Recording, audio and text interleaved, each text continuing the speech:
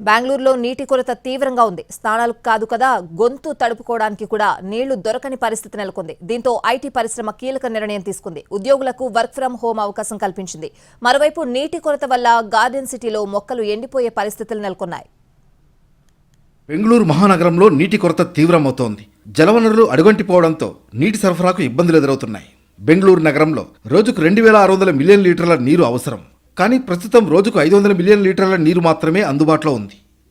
పలు ప్రాంతాలకు పైప్ లైన్ల ద్వారా కాకుండా ట్యాంకర్ల ద్వారా నీటిని సరఫరా చేస్తున్నారు అధికారులు. అయితే అది కూడా సక్రమంగా జరగడం లేదు.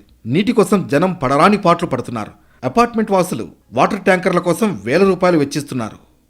ట్యాంకర్ల ద్వారా ఇస్తున్న నీళ్లు స్నానాలకు కాదు కదా, గొంతు తడుపుకోవడానికి కూడా చాలడం లేదు. ఇలాంటి పరిస్థితుల్లో ప్రభుత్వం కీలక నిర్ణయం తీసుకుంది. ఐటీ పరిశ్రమలో ఉద్యోగులకు వర్క్ ఫ్రం హోం అవకాశం కల్పించింది. తాత్కాలికంగా వర్క్ ఫ్రం హోం ఇవ్వడం వల్ల నగర జనాభా కొంతవరకు తగ్గుతారని భావిస్తోంది ప్రభుత్వం. తద్వారా నీటి వినియోగం తగ్గుతుందని ఆశిస్తోంది. బెంగళూరు నగరానికి గల గార్డెన్ సిటీ పేరు చెరిగిపోయే పరిస్థితులు నెలకొన్నాయి. ప్రధాన రహదారుల మధ్యన పార్కుల్లో గల మొక్కలకు వేయడానికి కూడా నీళ్లు చాలడం లేదు. ఎండలు ముదురుతుండడం వల్ల సాధారణంగా వేసే నీళ్లకు రెట్టింపు అవసరం అంటున్నారు హార్టికల్చర్ అధికారులు. కానీ నీటి కొరత వల్ల ఇప్పటి వరకు మొక్కలకు రోజు విడిచి రోజు నీళ్లు పోస్తున్నట్లు వివరించారు. నీటి కొరత తీవ్రం కావడంతో ఇకపై 3 రోజులకు ఒకసారి నీళ్లు పోయాల్సిందిగా అధికారుల నుంచి సూచనలు వచ్చాయంటున్నారు. ఇదే పరిస్థితి కొనసాగితే వర్షాకాలం ప్రారంభమయ్యే సమయానికి మొక్కలు పూర్తిగా ఎండిపోతాయనే ఆందోళన వ్యక్తం చేస్తున్నారు. బెంగళూరులో తీవ్రమైన నీటి కొరత కారణంగా నీరు వృధా చేస్తే జరిమానాలు విధిస్తున్నారు అధికారులు.